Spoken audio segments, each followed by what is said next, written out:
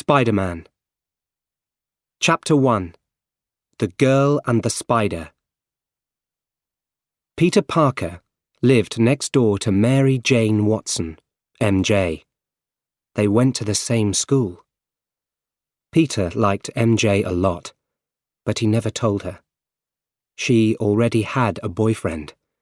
His name was Flash. He was good-looking, and he was the school's top football player. One day, their class went to the Columbia Genetic Research Institute. Peter was late. He ran behind the bus. Then at last it stopped. He was red and hot, and everyone laughed at him. As Peter walked down the bus, Flash put his foot out. Peter crashed to the floor. Everyone laughed louder. The bus arrived at the institute. Harry Osborn wasn't on the bus. He arrived in a big car, a Rolls-Royce with his father and a driver. Harry was new to the school and he wasn't good at science. Peter was fantastic at science and he often helped Harry. They were good friends. "Peter, this is my father," said Harry. "Ah, the great scientist," said Norman Osborn. "I'm a scientist too. Your mother and father must be happy," said Mr. Osborn. "I live with Uncle Ben and Aunt May," said Peter. "Yes, they are happy." "Hey, you two," called the teacher. "Let's go." A woman took the class to see some spiders. "There are 32,000 different spiders in the world," she said. "And these 15 spiders are special. We took the best bits from 3 different spiders and put them together." "There are only 14, said MJ. "Oh," said the woman. "Maybe someone is doing some work on number 15. Peter took some photos of MJ with the spiders for the school newspaper. "Ow! What was that?" he thought. The back of his hand was red, and there, on the floor, was a spider. The spider. Spider number 15. "Parker, let's go," said the teacher. Chapter 2. The Special Gas. Norman Osborn arrived at Oscorp. Important buyers were there that day. First, they looked at Osborn's new glider. The glider worked beautifully. But the buyers didn't want the glider. They asked questions about Oscorp's special gas. "It makes you very, very strong," said Dr. Strom, Osborn's top scientist.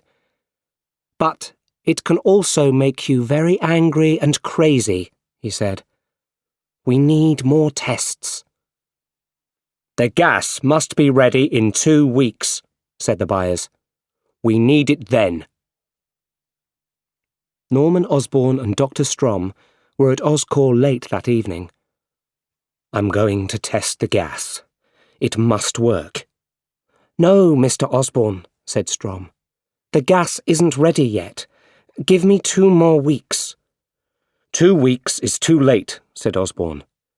"Just start it when I'm ready." Osborn went into a special room. Strom closed the doors after him and started the gas. Soon, there was green gas everywhere in the room. Osborn tried to shout. Strom stopped the gas, but it was too late. Osborn was dead. Strom ran into the room. Suddenly, Osborn's eyes opened. He was a different man now. His body was very strong, and he was very angry. He took Strom in his hands. In seconds, Strom was dead. Peter had a terrible night. When he woke up, he thought, "Am I dead?" Slowly, he started to move. "No," he said. "I feel fantastic." His body was beautiful and very strong. He looked across the room. I can see much better too. This was a new Peter Parker. Later that day, Peter was in the lunchroom at school. MJ sat with Flash a few tables behind Peter. My hands feel different, Peter thought. He looked closer at his right hand. Suddenly, a line of spider webbing shot from his hand across the room. It shot onto some food on the next table. Peter watched the food fly across the room. It hit Flash. He turned and saw Peter. Parker! Peter ran out of the lunchroom, but Flash followed him. Peter turned. Flash tried to hit him, but Peter moved too quickly. Flash tried again and again to hit Peter. Then Peter hit Flash, and he hit him right across the room. Peter ran out of the school. He went down a street between two tall buildings. He wanted to test his new body. He went up a wall. He went higher and higher. At the top, he looked down at the road with its little cars. Then he ran and jumped from building to building. Woohoo! He shouted. He stopped on one building. Now, he thought, I'm going to try this spider webbing. He put his hands in front of him and looked at the building opposite. At first, nothing happened. Then long lines of strong webbing shot from his hands. He took a line of the webbing and jumped. Woohoo! Now I can fly! Peter came home late that night. He heard shouts from MJ's house. He went into the garden. MJ's back door opened. MJ walked into her garden and saw Peter. Did you hear that? She asked. No, well, I heard something. You can always hear us, right? Then she smiled. So, school finishes soon. What's next for you? I want to live in Manhattan. I want to be a photographer. What about you? Yeah, I'm going to live in the city too. I want a job on Broadway. You were great in all those school plays. I cried when you were Cinderella, he said. Peter, we were 6 then. A car stopped in front of MJ's house. It was new and cool, and it was Flash's car. MJ put on her party girl face and ran to the car. Chapter 3. The Worst Day. Peter thought a lot about MJ and about Flash's car. He wanted a cool car too. The next evening, Peter ran to the front door. He had some things in a bag. I'm going into town. I want to finish some schoolwork, he called. Wait, said Uncle Ben. Let's go in the car. Uncle Ben stopped the car. Thanks for the ride, smiled Peter. Let's talk, said Uncle Ben. I haven't got time right now. That fight you had at school, with Flash. I didn't start the fight, said Peter. I know, said Uncle Ben, but this is an important time. You're changing into a man. Be careful, Peter. With great power comes great responsibility. Peter was angry. He opened the car door. I know I'm not your father, said Uncle Ben. No, you're not, shouted Peter. Uncle Ben went quiet. See you here at 10 o'clock, he said. Sadly, Peter watched Uncle Ben's car drive away. Peter walked across the street to an old building. He went in and walked into a big room. There were many people there. They watched a fight with 2 men. One of the men was very big and ugly. His name was Bonesaw McGraw. He jumped on top of the other man, and the fight was over. A few crazy people wanted to fight Bonesaw for money. Peter wanted to fight him too. He needed the money. He took a costume and mask out of his bag. $3,000 for 3 minutes with Bonesaw, a man shouted. Let's hear a big shout for our next fighter. The man looked at Peter's costume, red and blue with spider webs. For Spider-Man! Everyone looked at Peter and laughed. Bonesaw had crazy eyes and a terrible smile. He was big and very strong. The fight started. When Bonesaw tried to hit Peter, Peter jumped right over him. Then Bonesaw hit Peter with a chair and Peter hit the floor. Then Peter jumped up and hit Bonesaw. He knocked him out. Everybody shouted and laughed. They loved it. After the fight, Peter went for his money. The man gave him $100. $100? said Peter. It's $3,000, not $100. It's $3,000 for 3 minutes. Your fight was only 2 minutes. I need that money, said Peter. Not my problem, said the man. Peter walked away angrily. Then there was a shout behind him. Hey! Stop that man! He's got my money! A man with white hair ran to a door and out of the building. Why didn't you stop him? The man asked Peter. Not my problem, said Peter. A few minutes later, Peter was in the street. Some people were around the body of a man. Peter walked through the people. He saw Uncle Ben on the road. What happened? asked Peter. It's my Uncle Ben. Someone shot this old man and took his car, said a woman. Peter looked at the body. Uncle Ben, he cried. Uncle Ben! Uncle Ben opened his eyes. Very quietly he said, Peter. And then he died. We can see the car. It's on 5th Avenue, said the police radio.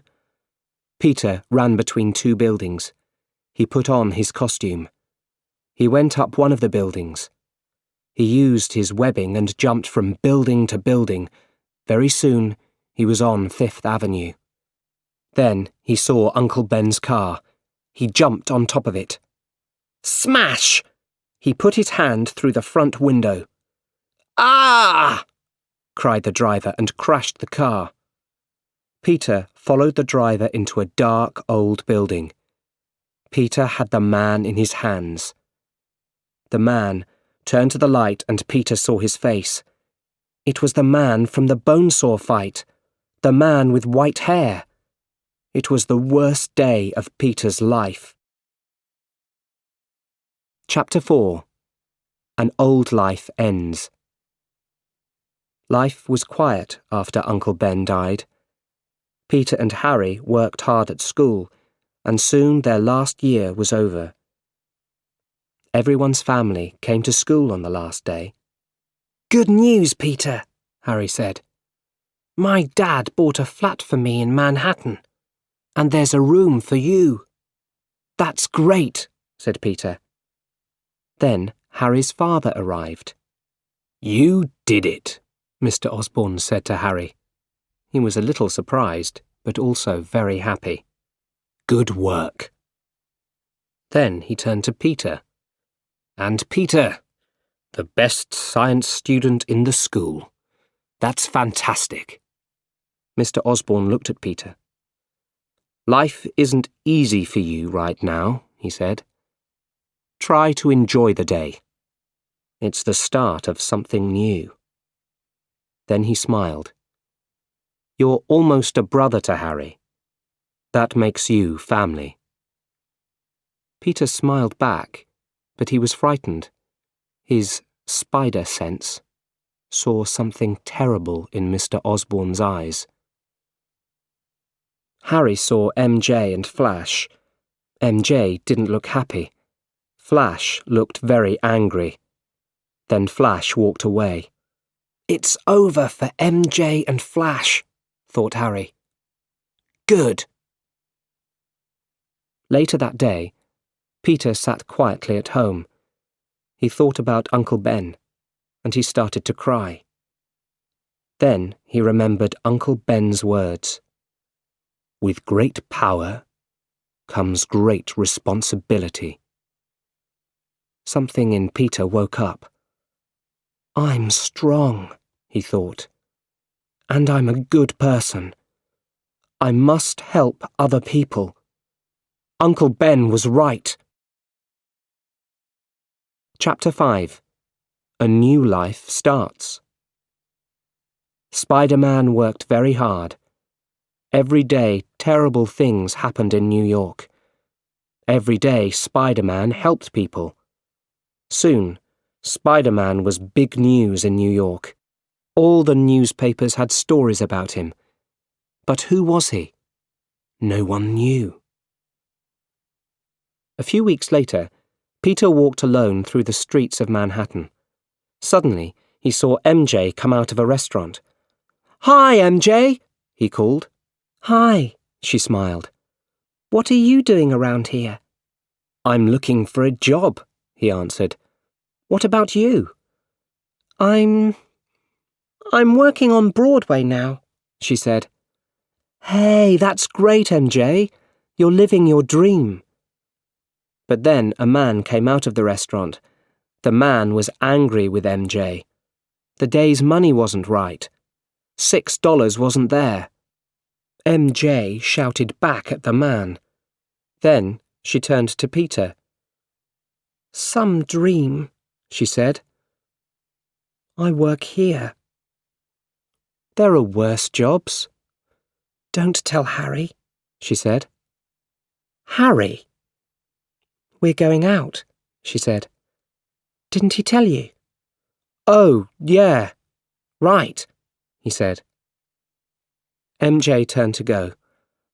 "Let's get together again sometime," she smiled, and then she left. Back at the flat, Peter was very sad. He didn't have a job, and MJ was Harry's girlfriend now. Then he saw the front of the Daily Bugle newspaper. "Dollars for photos of Spider-Man." Peter smiled. "I know just the right man for the job," he thought. Chapter 6. The Photographer. The next morning, Peter went out with his Spider-Man costume and his camera. When bad things happened on the streets of New York, he put his camera up high. Then Spider-Man did his good work, and the camera took the pictures. Mr. Jameson looked quickly at Peter's photos. He was the top man at the Daily Bugle newspaper. He loved the pictures, but he didn't say it. "You can have $200, he said. "That's not much," Peter answered. "OK, $300, said Mr. Jameson. "And bring me more." Peter left the newspaper building with $300, and the next day, his photo of Spider-Man was on the front of the paper. Not bad for a morning's work. All the important people at Oscorp sat around a table. Norman Osborne talked about Oscorp's good work. "Quest Aerospace is big, but we are bigger," he said. "That's great news, Norman," said one of the men. "Because of this, we are selling Oscorp." "What?" said Osborne. "Quest Aerospace is giving us a lot of money." "Why didn't you tell me?" "They didn't want a big fight, and they don't want you." "You can't do this to me," said Osborne. I started Oscorp. I gave everything to Oscorp. That's true, said Fargas, Osborne's number 2, but we all want this. We're selling after the Oscorp World Unity Festival. I'm sorry, Norman. The Oscorp World Unity Festival was a street party in Times Square. Lots of families were there. Peter was there for the Daily Bugle newspaper. Fargas and the other Oscorp people watched from the first floor of a beautiful old building. Peter saw Harry and MJ there too, but not Norman Osborne.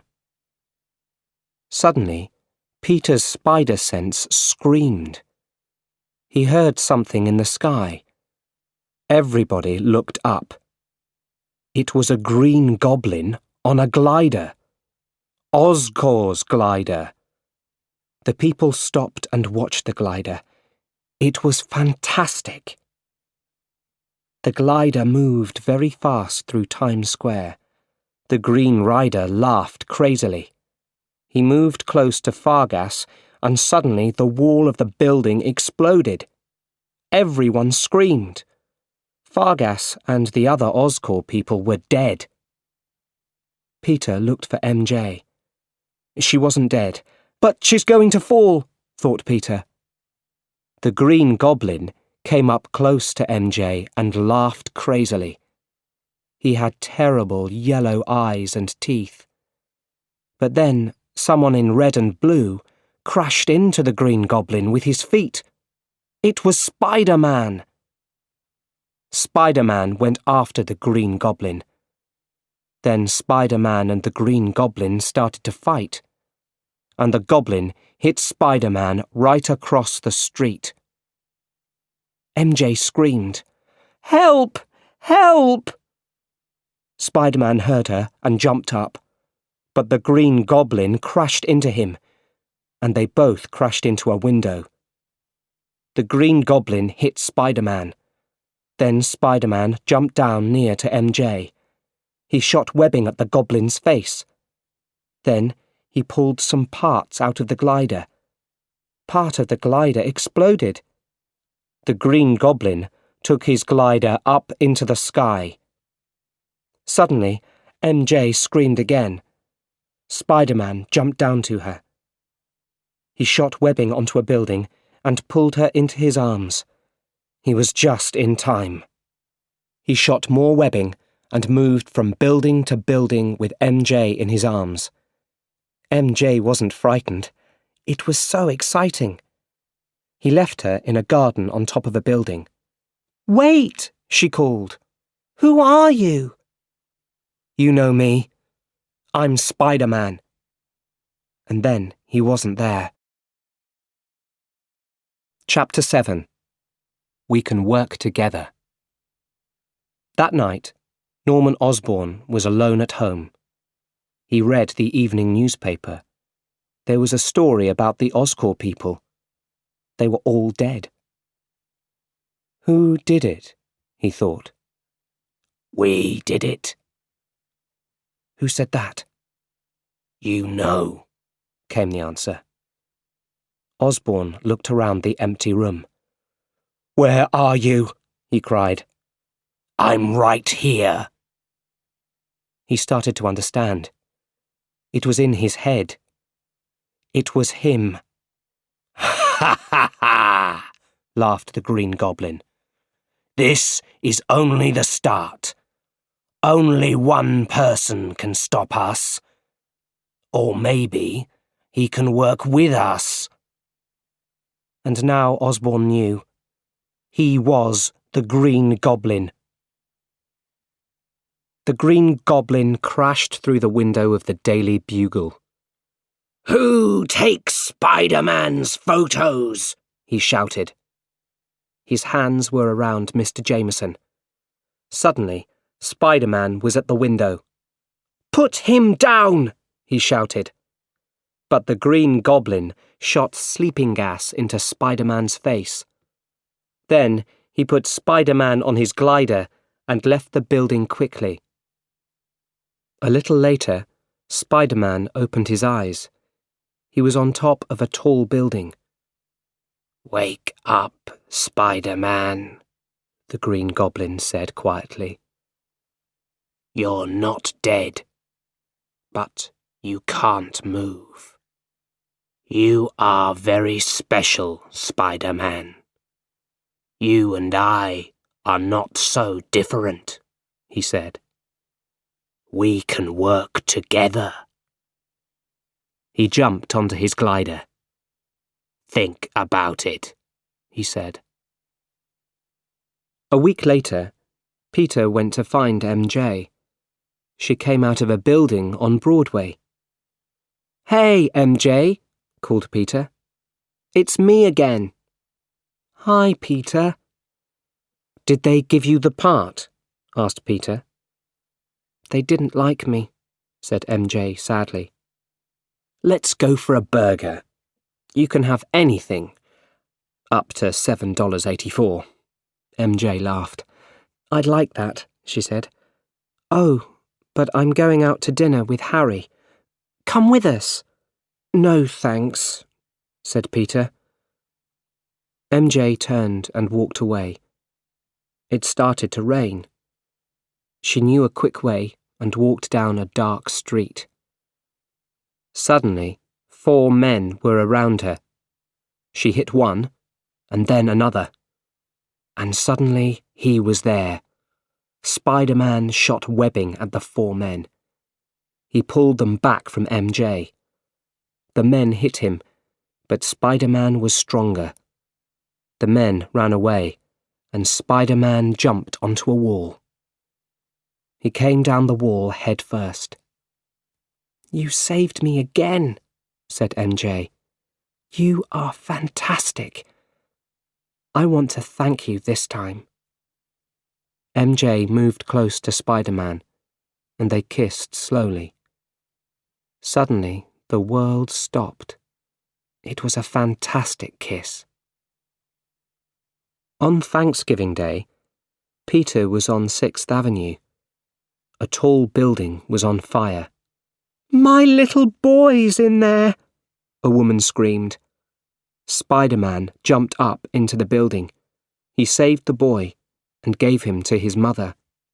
Then they heard another scream. "There's someone still up there!" a woman shouted. Spider-Man jumped back into the building. "Where are you?" he called. Then he saw an old woman. The woman turned around. It was the Green Goblin. "You," said Peter. "So, Spider-Man," he said. "Are we a team or not?" "Not," said Peter. "No one says no to me," shouted the Green Goblin. He hit Spider-Man hard, but Spider-Man jumped and hit him back. Then there was an explosion. Spider-Man jumped out of a window and back into the street. MJ, Aunt May, and Norman Osborn were with Harry at his flat. It was time for Thanksgiving lunch. Peter walked in the door. "Sorry, I'm late," he said. Everyone sat down at the table. Mr. Osborn looked very closely at Peter. Their eyes met for a few seconds. Then Mr. Osborn jumped up from his chair. "I must go," he said quickly. "I'm sorry, everyone." Harry followed his father out of the flat. "What are you doing?" he asked angrily. "What about MJ? She's important to me." "Harry, please. Look at her. Beautiful girls only like rich men for their money. Have fun with MJ, and then forget her." The others heard everything. Mr. Osborn left and Harry came in. "Well, Harry, you didn't say much for me, did you?" said MJ. "Your father said some terrible things." "My father's a great man. You don't know anything about him." MJ walked to the door. I'm sorry, Aunt May, she said. Then she walked out and closed the door behind her. Chapter 8. The Last Fight. Late that night, Aunt May was alone in her bedroom. She looked at a photo of Uncle Ben. Suddenly, the bedroom wall exploded. The Green Goblin was there on his glider. He looked at her with his terrible yellow eyes and laughed crazily. Peter ran to Aunt May's room at the hospital. She wasn't dead. Her face was white, and she cried out, "Those terrible yellow eyes!" "What happened?" shouted Peter. But no one answered. Peter stopped for a second. Then he understood. He knows, he thought. The Green Goblin knows Aunt May. He knows Peter Parker is Spider-Man. Peter sat by Aunt May's bed all night. The next day, MJ came to the hospital. "How is she?" she asked Peter. "She's going to be okay," said Peter. "Did you talk to Harry?" "No, I didn't. The thing is, I'm in love with, don't laugh, Spider-Man." In her bed, Aunt May opened her eyes and listened. "Oh, him," said Peter. "Well, he is very cool. I know him a bit. I take photos of him." "Does he talk about me?" "Yeah, I talked to him about you. Once I said, 'You know, Spider-Man, the great thing about MJ is you look into her eyes and you feel stronger, excited, but frightened at the same time.'" "You said that?" MJ smiled and took Peter's hand. Aunt May heard everything, and she smiled too. The door opened quietly, and Harry came into the room. MJ pulled her hand away, but it was too late. They all knew. Harry went to his father's home. "You were right about MJ," he said to his father. "You're right about everything. She's in love with Peter." "Parker," his father said quietly. "And how does he feel about her?" "Peter was in love with MJ when he was 6, and he still loves her." Mr. Osborne smiled. Then he looked at Harry sadly. "I'm so sorry. I wasn't always there for you, but now things are going to be different. I'm going to make things right," he said, and took Harry in his arms. Back at the hospital, Aunt May looked at Peter. Peter smiled back. "A smile," said Aunt May. "And you smiled at MJ earlier today too. You love MJ, Peter. Please tell her. Everyone knows you love her." But suddenly Peter thought of the Green Goblin. "Just a second, Aunt May," he said, and he left the room. He called MJ's number, but she didn't answer. "MJ?" he shouted. "Are you there?" Then he heard a crazy laugh at the other end of the phone. "Can Spider-Man come out to play?" It was the Green Goblin. "Where is she?" Peter cried. MJ woke up. It was night. She looked down.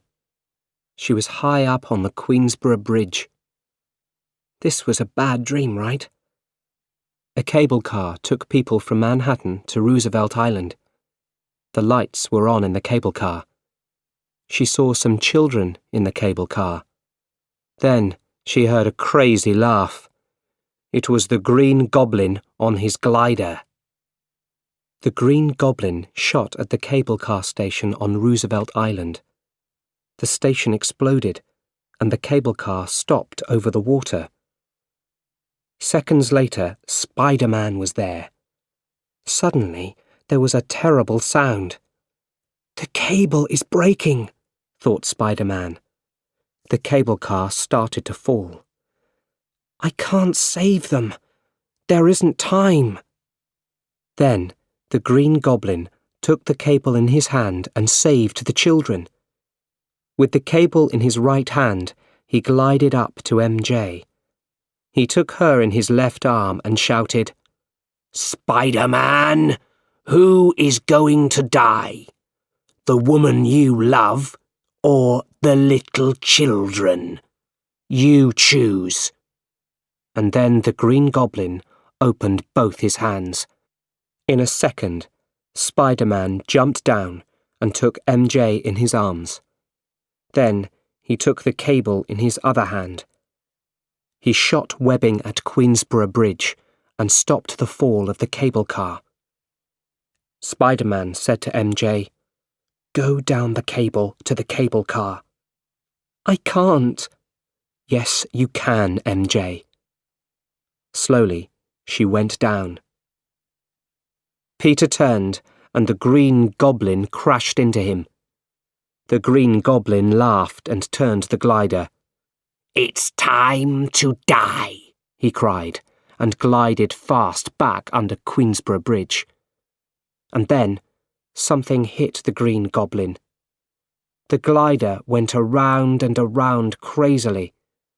The people on the bridge shouted at the Green Goblin and hit him with bits from the bridge. Carefully, Spider-Man put the cable car down onto a big boat under the bridge. The Green Goblin shot a cable around Peter's body. Then he took Peter to an old building on Roosevelt Island. There he hit Peter again and again.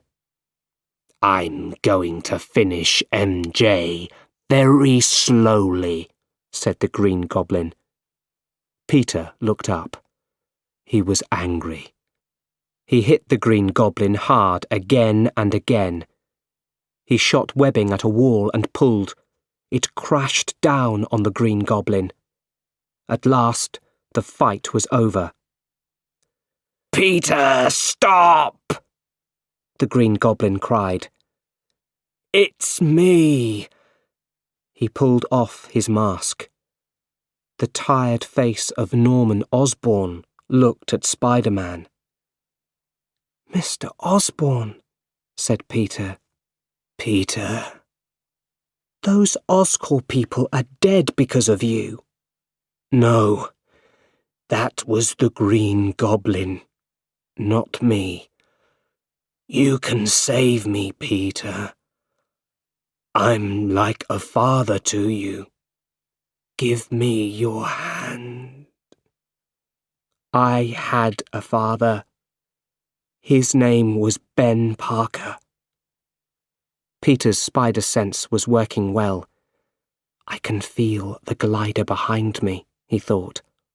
Suddenly, he jumped up high. The glider moved very fast. It glided right through Norman Osborn's body. "Peter," said Mr. Osborn before he died, "don't tell Harry." Spider-Man took Mr. Osborn's body back to his house. Harry came into his father's room. He saw Spider-Man and the dead body. "What did you do?" he shouted. But Spider-Man left quickly through the window. Chapter 9. MJ's Surprise. Harry was very sad and alone. Aunt May, MJ and Peter were there. Everyone was in black. "I'm so sorry, Harry," said Peter. "It's difficult without a father, I know." "It was Spider-Man," said Harry. "My father is dead, and Spider-Man must pay." Harry looked at Peter sadly. "You're the only family I have now," A little later, MJ and Peter talked together under some trees. Peter, said MJ, I almost died on that bridge. But I thought about someone, and it wasn't Spider-Man. It was you, Peter. Peter smiled. Really? The thing is, I love you, Peter. I love you so much. She put her arms around him and they kissed. Peter's love for MJ was strong, but it wasn't easy for Peter. He pulled away from her. There are things I can't tell you, he said. But I'm always going to be there for you, MJ. I will always be your friend. MJ's eyes opened in surprise. Only your friend? That's all I have, answered Peter. And he walked away.